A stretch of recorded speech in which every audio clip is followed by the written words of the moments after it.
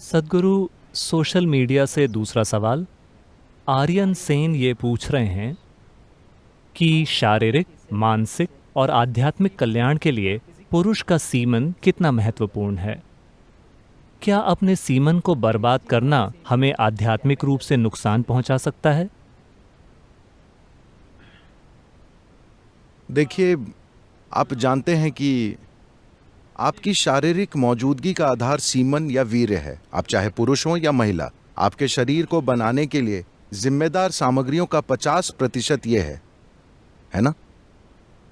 हमारे पास चमड़ी है, हमारे पास चमड़ी के ऊपर की कोशिकाएं हैं, हमारे पास बाल हैं, हमारे शरीर के अनेक पहलू हैं। आप जानते हैं, दिल, गुर्दा, लिवर वगैरह वगैरह। अपने आप में इन सारी कोशिकाओं की कुछ न कुछ क्षमताएं हैं, लेकिन सीमन की क्षमता का स्तर जबरदस्त है। ये एक पूरा नया जीवन बना सकता है। आज आप त्वचा की एक ऊपरी कोशिका को लेकर प्रयोगशाला में बहुत कुछ कर सकते हैं और शायद हम आपका क्लोन भी बना दें। तो क्षमता यहाँ भी है, लेकिन इसका स्तर उन कोशिकाओं के स्तर जैसा नहीं है जिन्हें आप सीमन या वीर्य कह रहे हैं। So in the yogic culture, this is called as virya. तो योग संस्कृति में हम इसे वीर्य कहते हैं। वीर्य को हम वज्र भी कहते हैं, जिसका अर्थ है स्थिरता या हीरा, जो सबसे कठोर चीज है। तो मानव शरीर में वीर्य को वज्र की तरह समझा जाता है, जिसका अर्थ है कि अगर आप इसका उपयोग करना जानते हो तो यह सबसे शक्तिशाली चीजों में से एक है। तो इसका उपयोग करने का मतलब यह है कि आप इसका उपयोग बच्चे पैदा करने के लिए कर सकते हैं। ये एक तरीका है। खैर, ये सवाल इसलिए आया क्योंकि आप इसका उपयोग हॉस्टल की चादर को बर्बाद करने में कर रहे हैं। ठीक है? अगर आप इसका इस तरह से उपयोग कर रहे हैं तो आप मजबूर हैं, आप जो कर रहे हैं वो कर रहे हैं। ये कोई ऐसी बात नहीं है जिस पर नैतिकता के आधार पर कोई राय बनाई जाए। सवाल यह है कि कोई किस हद तक मजबूर होकर कुछ कर रहा है। लेकिन क्या इस शरीर की किसी भी चीज को एक दूसरे स्तर पर काम करने के लिए रूपांतरित किया जा सकता है? बिल्कुल। केवल सीमन ही नहीं, इस शरीर की हर चीज को रूपांतरित किया जा सकता है। देखिए,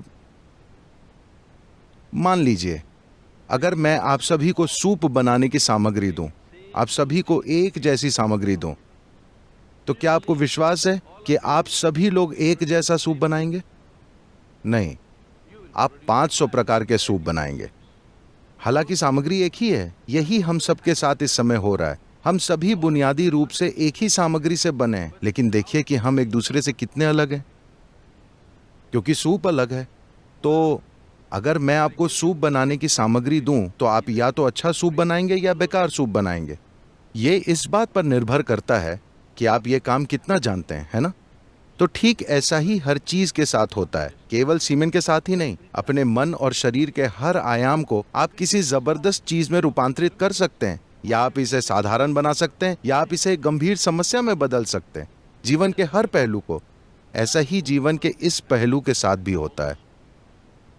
यही ऊर्जा, देखिए, लोग शाब्दिक अर्थ लेते हैं, लेकिन अगर आप किसी विशेष चीज जैसे त्वचा के ऊपर की कोशिका को पैदा करना चाहते हैं तो शरीर इस पर ऊर्जा खर्च करेगा। पर अगर आप सीमेन की एक कोशिका को पैदा करना चाहते हैं तो शरीर बहुत अलग स्तर की ऊर्जा खर्च करेगा। इसे वैज्ञानिक रूप से सिद्ध किया जा सकता है।